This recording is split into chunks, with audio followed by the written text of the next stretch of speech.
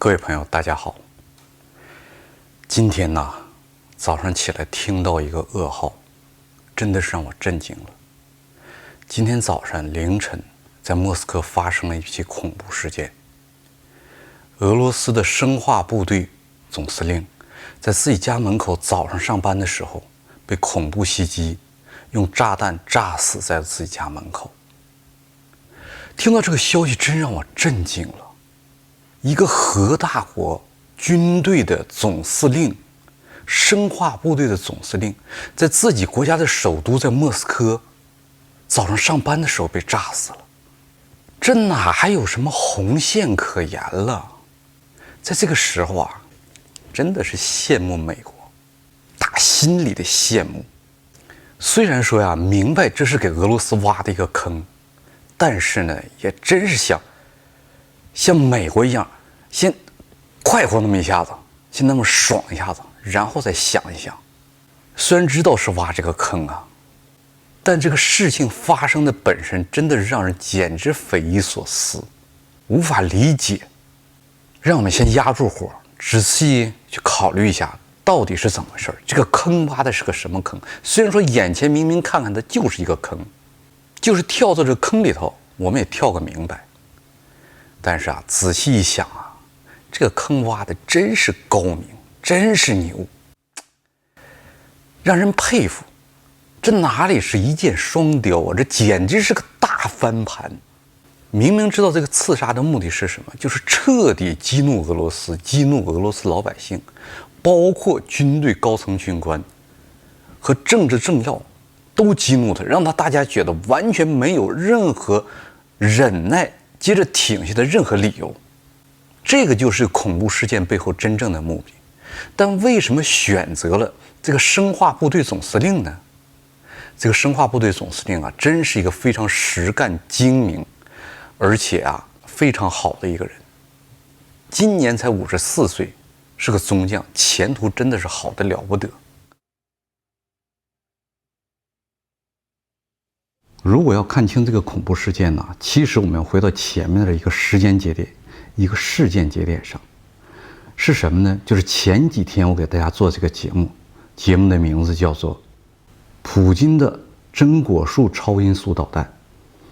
在这个节目当中啊，我就细细的阐述了为什么俄罗斯发射的这个洲际导弹，它是一个世界的一个转折点，而且被全世界媒体掩盖这个信息，它的目的是什么？它的恐怖，它的真正意义在哪里？我在那期节目当中给大家都细细讲过，如果没有看过的朋友，我建议去看一下。这里的我们就不多说了。因为这个超音速导弹呢，它实际把世界就划分为在这之前和在这之后。因为这个超音速导弹直接把北约这些国家的军事能力拉到另外一个层次面上去了，一个跨时代。而且啊，普京也下令了，在2025年啊，这种导弹要批量生产。现在呢，北约很多国家赌的一个是什么？俄罗斯它只是有这么一颗导弹，没有更多的导弹，所以说不用怕。那就是说没有的情况下，普京已经下令了，在2025年要批量生产。只要批量生产出来，而且啊，美国有一些媒体还公布出来，说2025年这一年当中，俄罗斯是有能力生产出100颗的。100颗这种导弹如果摆在那里，今天很多事情立刻就结束。因为在上一期节目当中啊，我也给大家讲过，俄罗斯现在作为东道主这个金砖联盟，它主打的是一个什么？是一个和平，是一个自主，大家公平做生意，根本没有什么必要去进行武力征服。那你想想，这个北约国家这些已经在全世界这么多年，说打谁就打谁，说怎么样就怎么样，完全吃霸王餐，这些国家这些人，他们面对这个事实，他能接受吗？当然不甘心，他不想接受。本以为俄罗斯用完这个导弹之后，大家会坐下来和谈，因为俄罗斯本身它也表示了它接下来它的发展方向，它的核心理念是什么，要以一种什么姿态、什么方式跟全世界去相处。所以说完全有权利、有基础跟俄罗斯去和谈，谈今天世界将下来的发展，停止今天世界在全世界各个地方所有的战争。但是呢，在俄罗斯发射完这个导弹之后啊，乌克兰啊不止一次又用美国、英国的导弹袭击了俄罗斯内地。我记得跟 Scott 啊做这个节目的时候，他也是非常情绪非常低落，说这件事情本以为应该就此结束，是不是？但是呢，继续发生这种事情。当时 Scott 就讲啊，看来啊，俄罗斯至少或者再有一次或者2次使用这种导弹。那下一个目标呢，肯定就是基辅泽连斯基。那在这种情况下，做这种疯狂举动的这些决策人，他们自己也明白了，他们的生命安全也是没有保障的。那在这种情况下，他们会理智的停止自己所有的疯狂行为，大家会坐到谈判桌上重新和谈。也就是大家都明白了，确认了下一个目标就是泽连斯基。那泽连斯基自己不明白吗？他当然明白。难道他是嗑药嗑多了，完全失去理智了吗？在做这件事情？当然不是的。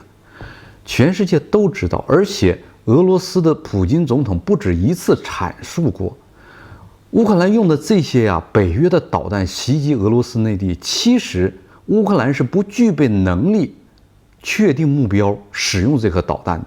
这些导弹其实它的目标都掌握在供给乌克兰导弹这些国家的手里面。美国的导弹掌握在美国手里，英国的导弹掌握在英国手里，法国的导弹掌握在法国手里。所以说直接就是这些国家决定去攻击俄罗斯内地哪个地方怎么去攻击。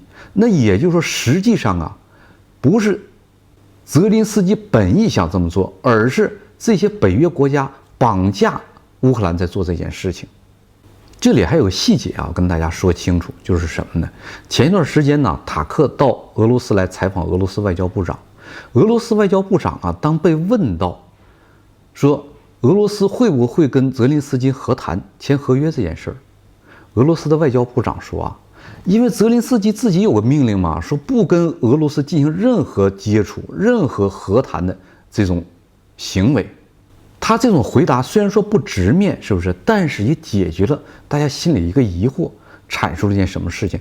也就是说，俄罗斯拿泽连斯基还当做一个在谈判桌上的对手，这么一个角色还是有回旋余地的。换句话说俄罗斯没有铲除泽连斯基这种想法、这种愿望。我想泽连斯基要听懂、看懂这个信号的话，他会明白这件事情的。但是呢，在11号，乌克兰又用6枚美国的阿特姆斯导弹袭击了俄罗斯亚速海边上的一个城市塔甘洛格，袭击了这个城市的飞机维修厂和一个油库。这个飞机维修厂可不简单，这个飞机维修厂实质上是生产俄罗斯的预警飞机唯一的这么一家工厂。所以说这也是打在俄罗斯真的是命根子上，打的是很疼的。但是这件事情做起来其实对整个战争的局势没有起到任何意义。它无非就是给俄罗斯一个非常好的理由，去反击、去反攻基辅政府，去消灭泽连斯基。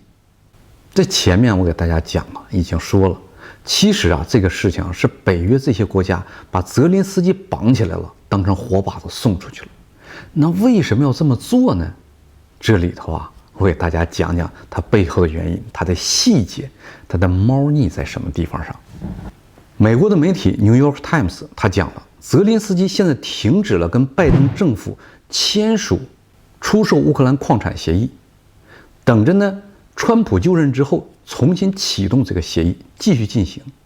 那我们知道那等川普上台之后继续签的话，有可能买家就换了，换成了亲川普的买家。那你想想，2年多来拜登政府他们垂涎三尺乌克兰这些资源的这些人，眼瞅要到嘴的肥肉竟然被泽连斯基掰到叉了，那他们能干吗？在他们眼里，泽连斯基是谁呀？就是一个小丑嘛。他们一手扶植上来，目的就是做这个事儿。结果这个小丑现在翻手要掰到叉，你说他们能容忍这件事吗？虽然说他容忍不了，但是他也不敢做什么。为什么呀？因为川普新任命的美国安全部部长他现在已经点名要指出来，他上任第一件事是要做什么呢？就是说美国给乌克兰这么长时间的这个资金呢，要给一个明察，因为美国给了乌克兰这么多钱，到现在乌克兰没有给美国一个反馈，这些钱怎么花的，花到哪里去了？谁都知道，你不用查，这些钱大部分、绝大部分都是给回扣给金主拿回来了。但是他这么要一查的话，那背后谁拿钱不都出来了吗？那这事儿就大了。你想想这些人，他心里头能不担心吗？对他们多大的一个隐患呢？所以说，现在真正的隐患对他们来讲是泽林斯基。如果泽林斯基没了，是不是？那这一切的源头都没了。但是现在出手干掉泽林斯基，他们又不能去做，因为泽林斯基毕竟是他们这么2年当中捧红捧起来这么一个人，在全世界范围之内竖起了这么一个形象，是不是？原来这个小丑喜剧演员被他们轰为成什么了？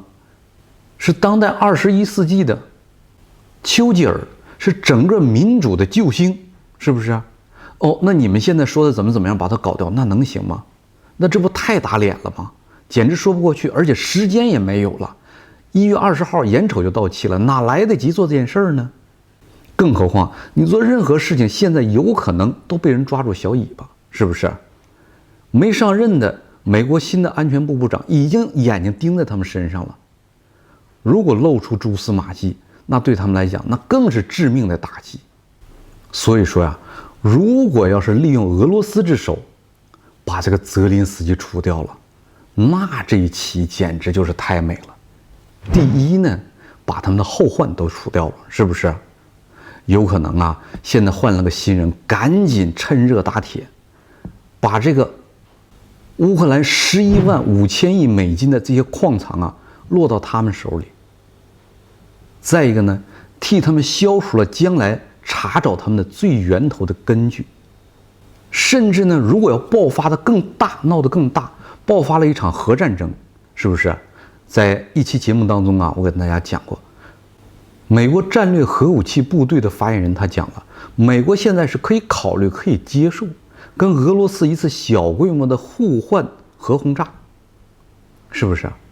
也就是说，他们心里做好了这个准备。如果这种事情要发生的话，那当然了，现在美国要进入紧急战争状态。美国要进入了紧急战争状态的情况下，那1月20号那就不用再交权了，是不是？拜登政府进入紧急状态，它可以延续了。那这个棋是不是走得多好？并且啊，俄罗斯如果要是不还手的呢？俄罗斯要挺着它就不还手了，这个也正中下怀。为什么？在这之前，他们采取了一系列的疯狂行为，是不是？让全世界的人都指责他们。但是呢，他们给的理由是什么？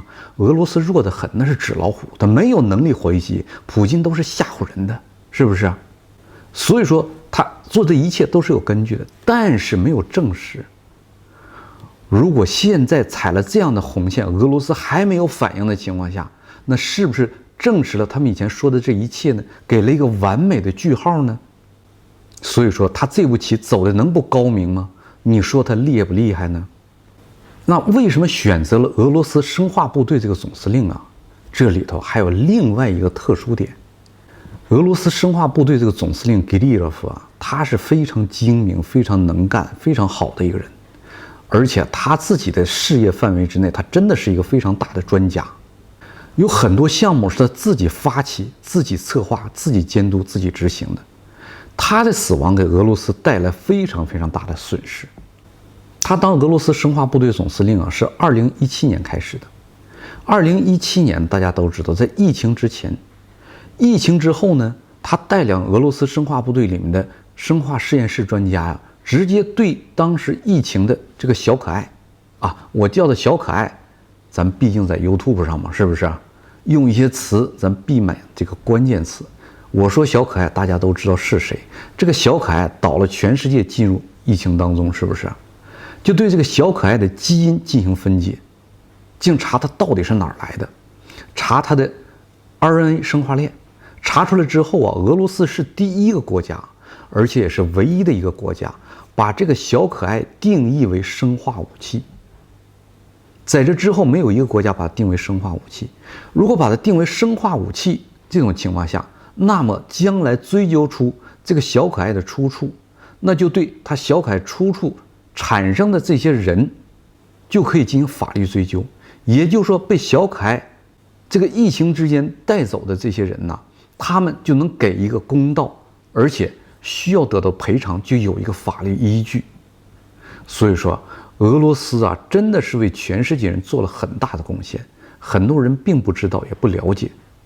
在俄乌战争之后呢，2022年啊，他对俄罗斯从乌克兰境内收取的生化实验室的这些资料做了非常细致的总结爆料，并且公布了很多很多珍贵的信息。当然啊，这些生化实验室哪来的，是它根源在哪儿，它爆料出来真的就是让全世界非常非常震惊。于是呢，在2022年2月24号，乌克兰卫生部就直接下达命令，在乌克兰境内全面销毁生化实验室里面的所有病毒。在利沃夫这一个城市啊，就销毁了320桶病菌。它这个桶啊，是装着这个病菌的特殊容器，并不是说我们看到那种大桶啊。这个呢都有公开资料，是乌克兰卫生部部长签署的文件嘛，是不是？它都是有据可查的。之后呢，在乌克兰做脏弹的时候，他又及时发现在乌克兰境内20多处啊出现这种核辐射超量，因为这是做脏弹过程当中必产生的这个后果。于是他及时公布出来了。他公布出来之后呢，又彻底的捣毁了乌克兰这个脏弹计划。其实啊，他在2022年公布乌克兰这些生化实验室的时候，我心里啊还有点这个怀疑。因为我毕竟也是学医的嘛，也懂。生化实验室在和平时期都有，在每个医学院都有，它里面也有病毒，是不是啊？那打仗嘛，战争它有可能就有信息战，这个东西就夸大了，或者怎么样啊？哎，我心里还是这么想的。但是呢，你这个民间的用和军事用它是两回事儿。一个比喻啊，就像说你有个手枪可以放在家里自卫。是不是？这谁都能相信，也说得过去，是武器。但是你说你要放个导弹，放个坦克放家里，你说我这自卫，那就说不过去了。这个就是民用和军用生化实验室它的区别。但是今天啊，他所说的一切这些材料，我就相信了，因为他的死就完全证明了这件事情的真实。但是非常遗憾呢，他是用自己的生命证实了这件事情的真实性。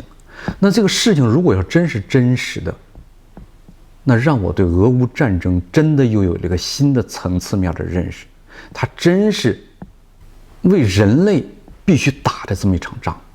但是呢，为什么现在对它下手呢？这里啊有件事情，在12月4日的时候啊，俄罗斯安全委员会副主席梅德韦杰夫他说了一件事，在工作会议上做了一个公开讲话。他说什么呢？现在啊，由于人工智能的出现，对生化武器的研制和升级和它的使用，已经完全超出以前人们所认识的范围了。所以说呢，必须对生化武器能够流入俄罗斯的途径做更深入的、全面的监控，并且呢，要在全世界范围之内联合其他国家对生化武器重新写公约，对它进行约束。他这个声明可了不得呀！我们知道，如果他真是俄罗斯联合很多其他国家进行这个国际公约的撰写，那现在在全世界很多国家、很多地方有这个生化实验室的这些老板们，他们怎么办？那他们所做的一切是不是就会被人强制性的公布出来了呢？你说他们能不害怕吗？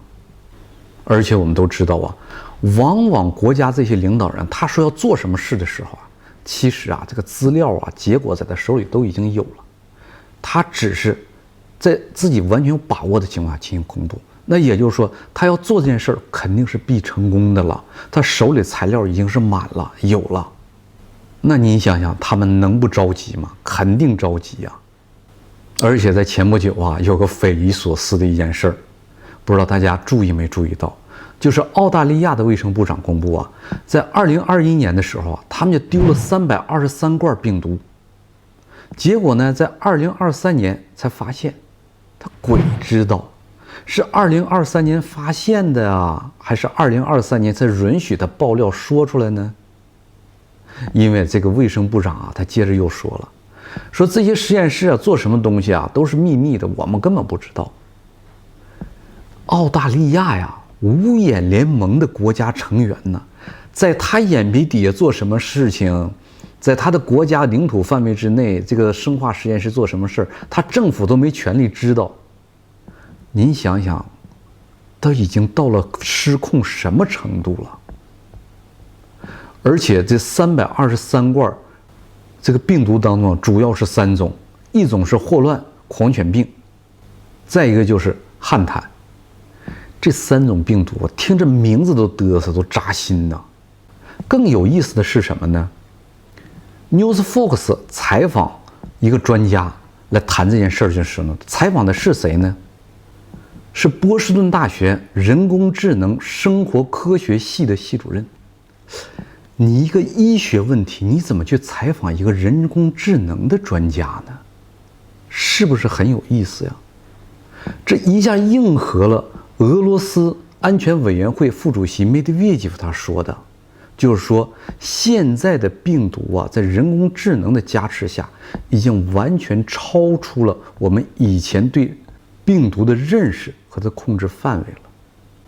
这个人工智能专家呢，在 NewsFox 采访的时候说不要害怕，没事儿。其实啊，他们这个虽然说数量挺多，哎，这323罐病毒，并且呢，这3种病毒听起来都挺吓人的，尤其最后一种哈，死亡率33%，听着都可怕，33%，说不会产生全人类的这种疫情。他这种人工智能的专家给出这种医学专家应该给的知识范围之内的这种结论啊，我真是没法评论了。